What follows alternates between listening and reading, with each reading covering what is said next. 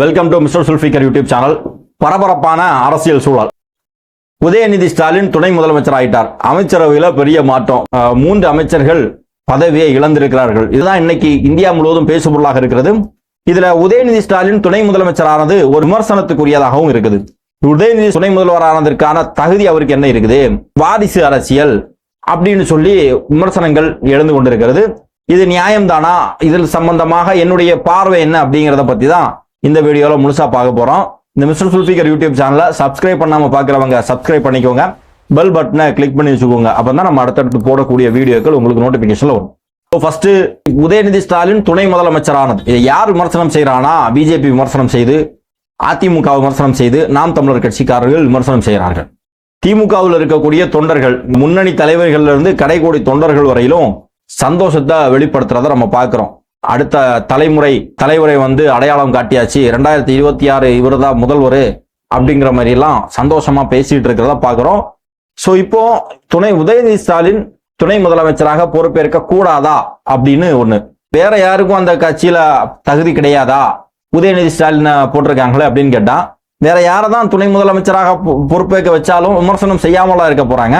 நிச்சயமாக செய்வார்கள். துரைமுருகன் ஆகட்டும், பிடிஆர் பழனிவேல் தியாகராஜன் ஆகட்டும், கனிமொழி ஆகட்டும், யார அந்த துணை முதலமைச்சர் போஸ்டிங் கொண்டு வந்தாலும் எதிர்நிலையில் இருக்கக்கூடியவர்கள் விமர்சனம் செய்யக்கூடியவர்களாக தான் இருப்பா. விமர்சனம் செய்வதுதான் அது அவர்களுடைய அரசியல். அதுல தவறே கிடையாது, மாற்று கருத்தும் கிடையாது. சரி, உதயநிதி ஸ்டாலினுக்கு அந்த தகுதி இருக்கான்னு கேட்டா, முக ஸ்டாலினுக்கும் அந்த தகுதி இருக்கா முதல்வராக இருக்கிறது? இன்னைக்கு தகுதி அடிப்படையில தான் முதல்வராகவோ துணை முதல்வராகவோ அமைச்சர்களாகவோ இருக்கிறாங்களா? எடப்பாடி பழனிசாமி முதல்வர் ஆனாரு. எடப்பாடி பழனிசாமியை கம்பேர் பண்ணும்போது முக ஸ்டாலின் முதல்வர் ஆவதில் எந்த தவறும் கிடையாது அப்படிங்கிறதா மக்களுடைய மனநிலையை. ஏற்கனவே துணை முதலமைச்சராக பன்னீர்செல்வம் இருந்தார். பன்னீர்செல்வத்தை கம்பேர் பண்ணும்போது உதயநிதி ஸ்டாலின் துணை முதலமைச்சர் ஆகிறதுல எந்த தவறும் கிடையாது. இன்னைக்கு அப்படிதான் இருக்கு. காலையில டிஃபன் இருக்குது, இட்லி இருக்குது, பூரி இருக்கு, பொங்கல் இருக்கு, இந்த 3 இருக்குது. ஆனா எனக்கு பிரியாணி தான் பிடிக்கும். ஆனா சாப்பிடுறதுக்கு இட்லி, பூரி, பொங்கல் இந்த 3 தான் இருக்குன்னா, நான் இந்த 3ல ஒன்னதான் சூஸ் பண்ணுவேன். இந்த 3 வேண்டாம், பிரியாணி தான் சாப்பிடுவேன்னு சொல்லி நான் இருந்துட்டு இருந்தேன்னா பட்னி தான் இருக்கணும். ஸோ அந்த மாதிரி தான் மக்கள் எடப்பாடி பழனிசாமியா, சீமானா அல்லது ஸ்டாலினானா இருக்கிறதுல பெட்டர் முக ஸ்டாலின் அப்படின்னு சொல்லி தான் தேர்ந்தெடுத்தாமே தவிர கொள்கை அடிப்படையில் திறமை வாய்ந்தவர் அப்படின்லாம் கிடையாது. சரி, திமுகவினுடைய தலைமைக்கு ஸ்டாலின் எப்படி வந்தாரு, உதயநிதி ஸ்டாலின் எப்படி வந்தாருன்னா, அது வாரிசு அரசியல் தான். அது இன்னைக்கு வரல, அது ஏற்கனவே பல ஆண்டுகளுக்கு முன்பாவே வந்துடுச்சு. அன்றைக்கே அது விமர்சனங்களும் எழுந்துச்சு. ஆனா அதெல்லாம் தாண்டி தான் வந்திருக்குது. இவர்கள் வாரிசு அரசியல் செய்கிறார்கள் அப்படின்னு சொல்லி வெளியே இருந்து நம்ம குற்றம் சொல்ல வேண்டிய அந்த அவசியமே கிடையாது. அது அந்த கட்சியில இருக்கக்கூடிய தொண்டர்கள் உணர்வுபூர்வமா சிந்திக்கணும். என்னடா இது, கலைஞருக்கு கொடி பிடிச்சோம், கலைஞர் எமர்ஜென்சில இருக்கும் போது நாமெல்லாம் போய் அவருக்காக போராடணும்.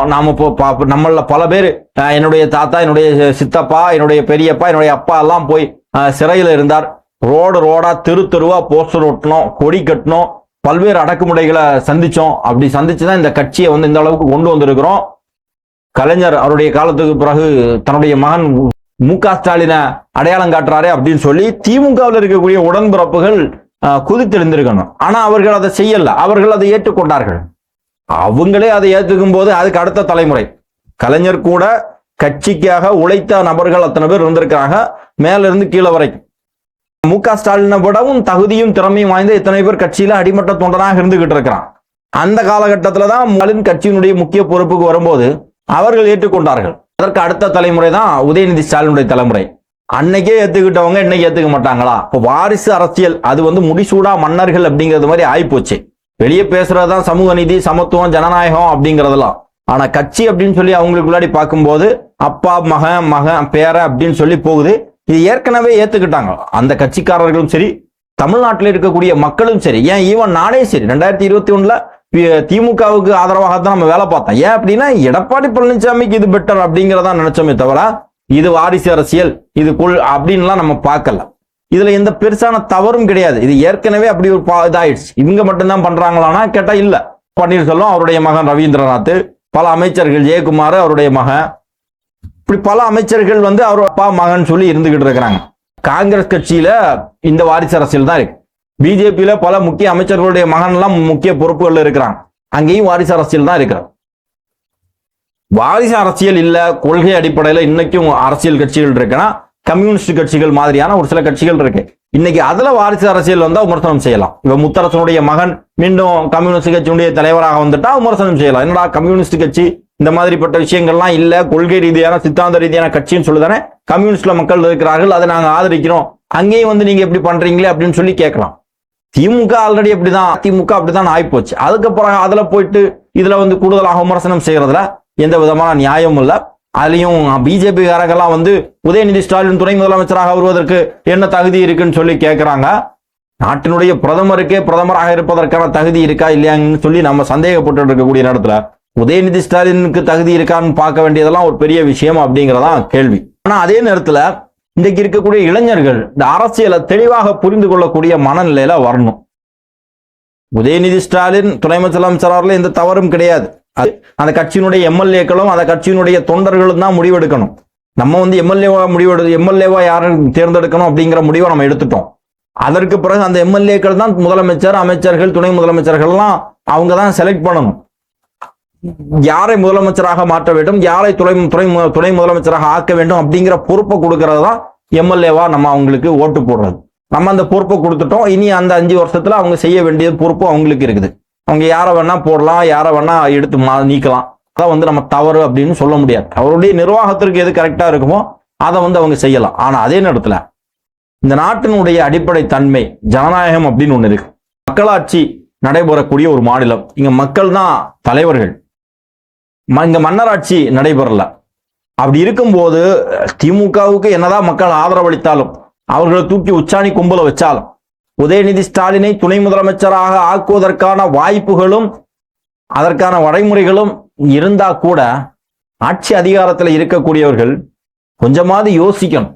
ஜனநாயக நாடு, நம்ம ஒரு மக்களாட்சி நாடு, மன்னராட்சி எல்லாம் கிடையாது. நான் இருக்கிறேன், எனக்கு பின்னால் என்னுடைய இந்த இடத்துல வர வேண்டிய தகுதி எனக்கு பிறந்துட்டானே அப்படிங்கிறதுனால மட்டுமே இவனுக்கு இந்த தகுதி இருக்கக்கூடாது. எத்தனையோ பேர் உழைச்சிருக்கிறார்கள், எத்தனையோ பேர் மக்களுக்கு நல்ல பணிகளை செஞ்சவர்கள் இருக்கிறார்கள். இதுல யார் திறமையானவர்களாக இருக்கணும் வரணும் அப்படின்னு நினைக்கக்கூடியதான் ஒரு நல்ல சிறந்த தலைவருடைய அடையாளம். அதை யோசிக்கிறேன். உங்களுக்கு வாய்ப்பெல்லாம் இருக்கு. உதயநிதி ஸ்டாலினா துணை முதலமைச்சர் ஆக்குவதற்கான வாய்ப்புகள் எல்லாம் இருக்குது. இருந்தாலும் அதை சிந்திக்கக்கூடிய மனநிலையில் யார் இருக்கிறார்களோ அவர்தான் பெரும் தலைவராக மாற்றப்படுகிறார்கள். வைகோ கூட திமுக இருக்கக்கூடிய வாரிசு அரசியலை எதிர்த்து தான் அவர் கட்சி தொடங்கினார். கடைசியில் அவருடைய வாரிசு தான் இன்னைக்கு அந்த கட்சியை முக்கியத்துவப்படுத்த வேண்டிய சூழல் இருக்கு. அதிமுக இருந்து ஒரு பாடம் படிச்சிருக்கிறாங்க. ஜெயலலிதா அவர்களுடைய மறைவுக்கு பிறகு அந்த கட்சியை வழிநடத்துவதற்கு ஒரு சிறந்த கட்டுக்கோப்பான தலைமை இல்லாதனால அந்த கட்சி உடஞ்சி சின்ன பின்னம் ஆகுது. பல கட்சிகள் அப்படி போயிருக்கு. இதே மாதிரி திமுகவும் வந்துடக்கூடாது. ஏற்கனவே கலைஞர் இறந்த பிறகு இதே மாதிரி பிரச்சனை எதுவுமே திமுக வரல. ஏன்னா அடுத்த கட்ட தலைமுறையை உருவாக்கிட்டு போயிட்டார். மு.க. ஸ்டாலினும் அதே மாதிரி தனக்கு பிறகு அடுத்த கட்ட தலைமுறையை அங்க உருவாக்குறார். ஆனா அங்க வெளிப்படையா அவர் என்ன செய்யணும்னா, மக்களாட்சி அப்படிங்கிற ஒரு இது இருக்குது. வெறுமனே சமூக நீதி, சமத்துவம், ஜனநாயகம்னு பேசாம சாதாரண ஒரு நபரும் ஆட்சி அதிகாரத்துல போறதுக்கான வாய்ப்பை ஏற்படுத்தி கொடுக்கறதா ஒரு நல்ல ஒரு அரசாங்கத்தினுடைய அடையாளமாக இருக்கும். இன்னைக்கு எல்லா கட்சிகளுமே அரசியலை நோக்கி தான் போய்கிட்டு இருக்குது. கம்யூனிஸ்ட் மாதிரியான கட்சிகள் மட்டும்தான் அந்த கொள்கையில இன்னும் வரல. ஏன் அப்படின்னா மக்களுக்கு விழிப்புணர்வு இல்லாததான் காரணம். நம்ம ஓட்டு போடுறோம், ஏதோ இந்த தலைவர்களை தூக்கி நமக்கு தரதான் நினைச்சிட்டு இருக்கிறோம்.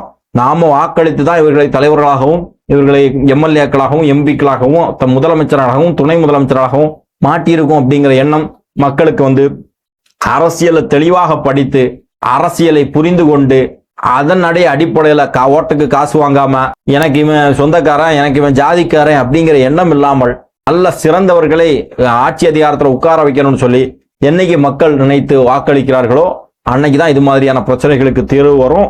அன்பு சகோதரர்களே, இந்த வீடியோ சம்பந்தமாக உங்களுடைய மேலான கருத்துக்களை பதிவு செய்யுங்கள். நன்றி.